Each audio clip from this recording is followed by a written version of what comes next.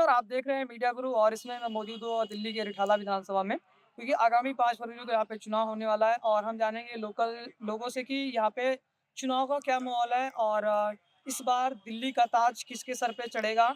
और हमारे साथ कुछ वरिष्ठ और सीनियर लोग हैं, हम इनसे जानेंगे कि दिल्ली का माहौल क्या है चुनाव को लेके। सर, नाम क्या है आपका? मेरा नाम अमोल बाजपेयी। तो सर, इस बार चुनाव का क्या माहौल है? चुनाव का माहौल स्पष्ट है। जनता ने देख लिया कि 2004 अप्रैल सन 11 को जो आदमी अन्ना आंदोलन के नाम से आया हुँ, और सरकार बनाई 10 साल की, इधर 2 टर्म, उसके पहले एक बार कांग्रेस ने समर्थन दिया। उसके बाद 11 साढ़े 11 साल से उस व्यक्ति की विचारधारा को सबने जान लिया। जब भी कोई दिल्ली पे आफत आई, मुसीबत आई, कष्ट आया, किसी भी धर्म, किसी भी जात, किसी भी इस पे, तो इस व्यक्ति ने कभी उनका खुलकर साथ नहीं दिया। इस व्यक्ति की सोच ये हो चुकी हुँ, कि नोट बंदी के बाद जिस तरीके से आर्थिक मंदी आई भारत में, जो आज महंगाई की दशा है, बेरोजगारी की दशा है, उसपे इनका कहना है कि महंगाई को दूर किया जा सकता है और रुपए की कीमत बढ़ सकती है डॉलर के मुकाबले। तो हुँ, नोट पे गणेश लक्ष्मी की फोटो छाप दी। हुँ, जब इस तरीके की ऑर्थोडॉक्स मानसिकता का व्यक्ति हुँ, इस दिल्ली जो कि राजधानी है, ये हमारी जो है राजधानी है, इससे पूरा विश्व हमको देखता है। यहीं से उस व्यक्ति ने जब इस स्तर पे आके अपने विचार को रखा हुँ, कि नोट पे गणेश लक्ष्मी की फोटो लगा दी जाए। हुँ, अभी सीए एनआरसी का मुद्दा हो या कोई भी और, जब भी दिल्ली संकट में रही, हुँ, तब ये व्यक्ति दिल्ली वासियों के साथ नहीं खड़ा हुआ। हुँ, ये एक आम जनमानस में भी चर्चा हो चुकी है हुँ, हुँ। कि अरविंद केजरीवाल मोदी के छोटे रिचार्ज हैं। तो बिल्कुल उसी ढर्रे पे वो काम कर रहे हैं। देखिए, मतलब एक से बढ़ के एक झूठ वाले। झूठ झूठ तो आपने अभी ये देखा, 2100 रुपए की योजना में देखा, महिलाओं के लिए सबको लाइन में ले जाके लगा दिया। हुँ, हुँ, उसके बाद गवर्नमेंट ने कहा, जो इनके इन्हीं के विभाग ने, हुँ, हुँ, सरकारी विभागों ने कहा कि नहीं, ऐसी कोई योजना नहीं। तो इससे पता चलता है कि ये देखिए, एक समय आ चुका है।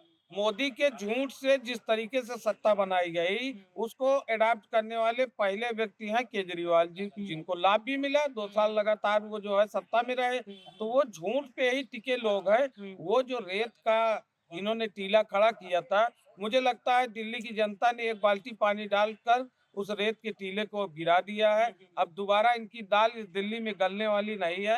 लोग देख रहे हैं कि शीला जी ने कांग्रेस के लिए क्या किया था, कांग्रेस की सरकार रहे थे, और वो दिल्ली आज हम जहाँ भी जा रहे हैं गलियों में, इधर लग रहा है कि म्युनिसिपैलिटी नाम की कोई चीज नहीं है, नगर पालिका नाम की कोई चीज नहीं है। इतनी गंदगी, इतनी नालियां बजबजा रही हैं, बिल्कुल। कहीं कोई न सफाई है, न कहीं कोई सुविधा है। लोग अपने सुरक्षा से अब ईश्वर भरोसे लोग चल रहे हैं। दिल्ली में शासन नाम की जैसे कोई चीज नहीं दिख रही। खाली आपको वीआईपी एरियाज में जो है सुरक्षा दिखेगी, जहाँ बड़ी-बड़ी पुलिस, बड़े-बड़े कमांडो ये सब दिखेंगे। लेकिन आम जनता जिनके वोट से ये दोनों लोग जीतते हैं, अरविंद केजरीवाल और मोदी जी, हुँ, इन दोनों लोगों ने आम जनता के लिए कुछ भी नहीं किया। जनता किसी तरह घिसट कर चल रही है। तब कि किसी दिल्ली की तरह जनता क्या दूसरी किसी पार्टी को मौका देगी? मुझे पूरा विश्वास है कि जनता, देखिए, आपके सामने 2 चीज़ रखी है, 2 कटोरियों में 2 एक तरह की चीज़ें रखी हैं, तो आप जो है एक चीज़ टेस्ट कर चुके हैं, एक चीज़ को पहले अभी नया टेस्ट किया, तो दोनों में आपको स्वाद का फ़र्क आ जाएगा।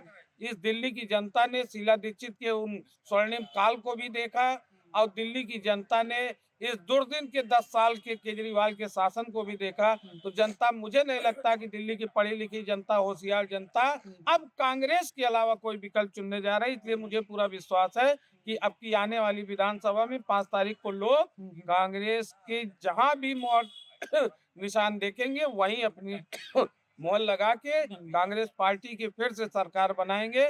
इसके अलावा अच्छी दिल्ली के लिए कोई विकल्प है नहीं। मतलब शीला दीक्षित जब तक थी तभी तक दिल्ली का उद्धार था, तभी तक विकास की गंगा बह रही उसके थी। पहले भी विकास की गंगा कांग्रेस का रिजीम रहा, उसमें भाई जब भाजपा का शासन काल आया, चाहे साहेब सिंह वर्मा का हो, मदन लाल खुराना को, क्यों नहीं ये दोबारा भाजपा वाले दिल्ली में आ पाए? 27 साल 28 साल हो गया इनको, दोबारा क्यों नहीं दिल्ली की जनता ने चुना?